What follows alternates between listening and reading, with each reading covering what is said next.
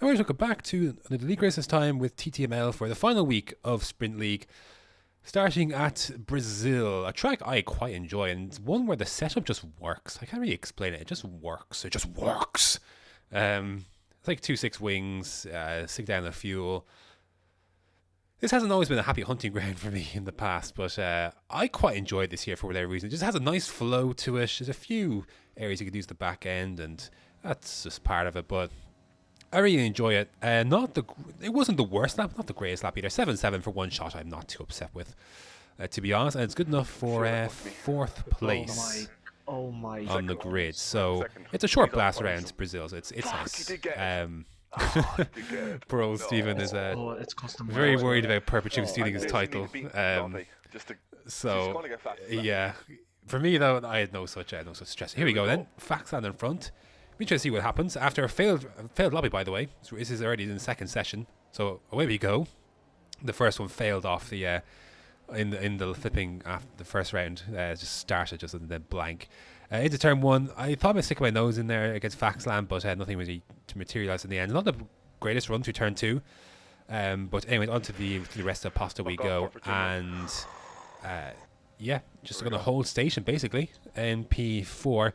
Now, I was interested to see what kind of race would unfold here. Would Faxland get away, or would, I be swallowed into the pack? Well, the latter didn't happen, and neither did the first one, because lap 3 I am all over the back of Faxland. Perpetuum and Scuba are gone. They're 2.9, 3 seconds up the road. But I am now going to be trying fighting here. DRS open, heading down towards turn 4, but nothing doing this time around. Have a little jink, have a little look. Just, put the pressure on, just to let him know I'm there. I'm sure he knows, but... anyways, I think through Junsao, and yeah, this is going to be a fairly easy overtake in the end. So, very much on the back of Faxland through this first part. 4 seconds of the road are Scoop and Perpetuum. Not worried about them, but I'm going to vault past Faxland here and move it to P3. Now, you see Recon there in the... he's back there on there. He's on in the Alfa Romeo on mediums. He wasn't there for the first race, for the first race here at Brazil, right? And then the lobby glitch happened. We had to restart, and he got in. Lap 5 and lap 6, you can see I've pulled away from Faxland, who comes into the pits. Recon 2.9 seconds behind on medium. So it's really annoying that he was allowed to race in this first race in Brazil when he wasn't there at the first one, and he's just there to take points off people. Like, it's really frustrating. Like, if you're not there for the first one, you shouldn't be there for the second one, the failed lobby glitch either. I don't know, especially if you're a reserve. Like, if you're a full-time driver, I think it's different, but if you're a reserve, I think it's different. Like, just stop. I don't know. It's really frustrating because he's going to overcut me here, or undercut me. Excuse me. He actually paid a few laps before on his softs, and that's a podium. I should be in the podium place right now, and I'm not. And if this was the first race, I have very little. I really believe that the same outcome would have happened. I would have vaulted past Faxland, and that would be it. That would be an easy podium. But not to be. Lap 18 was a very quiet race in the end. Siege was closing a little bit, but not too much on his softs. Recon pulled away almost 9 seconds in the end. Perpetuum won the race. Scuba came second. I'm going to come in fourth, but it frustrated that I should have been a podium. And it would have been had the first flipping lobby worked. So yeah, that's frustrating to say the least. But oh well, it's P4 and not too shabby. It was competitive, The pace was competitive, and I kind of just settled in my own little area in the end. So start P4, finish P4. Nothing more you can really say for that. So next race, last one is Abu Dhabi. Next one. I did not. I need to find a setup that works here, man. I just can't quite get comfortable. I should have gone with 4 wing in qualifying. I think I went 4.37 in the end. Horrible mistake. Just really bad. A 35 flat in the end. It's good enough for 7th place, which is not ideal. And quicker guys like Cam and Recon behind. So yeah, and Siege is on mediums as well. So yeah, this should be interesting to say the least. Last one though, we're trying to go out on a high. Make our way. I think the pace when the race is better than the qualifying suggested. So let's see what we can do. Anyways, here we go then. 5 red lights. And away we go. Going to get a better run and Siege on the mediums. He's going to actually be boxing behind Neymar here slightly. So I'm going to use the run on the outside here. Leave the space. Siege going to fight this one though. And side by side through here is very dangerous. lift off the throttle, stick as tight as I can to the line. He's actually trying to use a bit of overtake and Rich, so I try to use him in response. But a very nice turn here, nice and clean. I can then seize that corner as my own. Neymar and is it Besserud? Or Besserud. Squabbling away. The contact from behind from Recon, and now I was annoyed because like I was carrying the feelings from last race into this one with Recon, so I was like, well, like I want to, I just like I don't want you to get past. I really don't. So, anyways, these two are squabbling up ahead. So, what was unbeknownst to me at the time was that we had a chance to win the constructors here, which was odd. Did not even think about this during the race. I was just looking to just drive, just drive. Lap 2. I can't really keep Recon behind. It's funny, Perpetuum, who was trying to win this title and needed Scuba to finish third or lower,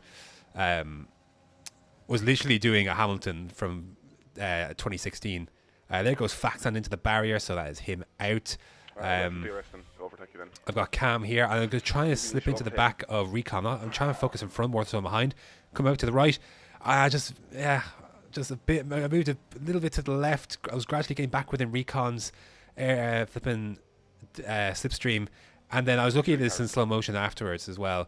As I moved left, Cam moved a bit to the right. It was just an unfortunate accident coming together. I messaged Cam after, as I looked, it wasn't how I intended. We kind of just both came together at the wrong time.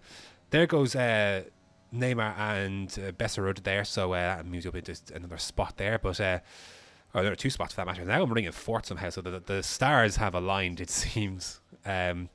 Recon's into the pits, and I'm going to join him as well in lap 6. Charlie was just behind there on his medium, so he's going to be one to watch on his softs later on, and Siege is going to be in the equation here as well. He's going on to softs very early here. Same time as I'm going on to medium, so I wasn't sure this might work out for him, but I was like, well, I know he's going to be on my tail sooner than later, and I've got to worry about Charlie as well, but I'm going to have to put some good laps in and just try and get a gap on Charlie before he pits onto his softs and then coming at me possibly later on. So that's where we stand. 2.7 seconds is Siege. On softs, he's going to probably make that up. So let's see what happens, shall we? And you're going to get that 1 second gap. As Recon is now putting the pressure on Scoop and Perpetuum for the title in front there, so that's going to be interesting. Backfired on Perpetuum big time. Lap 9. I actually thought I was safe here, to be honest. Siege is in my DRS. I guess he has a lot of energy left, but he kind of just came quickly. I hadn't really... I'm going to have to mute that. I hadn't really considered that Siege was going to go by there. I hadn't really expected, to be honest, but he just flew by. So, Recon then, after contact with Scuba, pits and retires. So this is now a fight for the podium places. So this is good stuff now. I did kind of expect Siege to kind of take off down the road. Didn't really happen because I stuck within DRS, which is the most important thing. But through this part of the track, I kind of realized like I'm still right here with him. Like what's wrong with his tires are done. Like his tires are gone basically. His softs are giving up on him. So no penalties here, but which is surprising at Abu Dhabi. But I was surprised I was able to keep with Siege at this point, and now confidence came back in my way. I was like, I can do this. Lap 12, here we go then. Now I don't have a lot of energy, but we're going to try and use them anyways. DRS zone, I feel like this is my chance. You don't always get a chance at Abu Dhabi, so I feel like this is one of the tracks where you have to take it if you have it. So on the inside, again, it's hard to brake unless you have a significant better traction. Got a good run off of that corner, to be fair.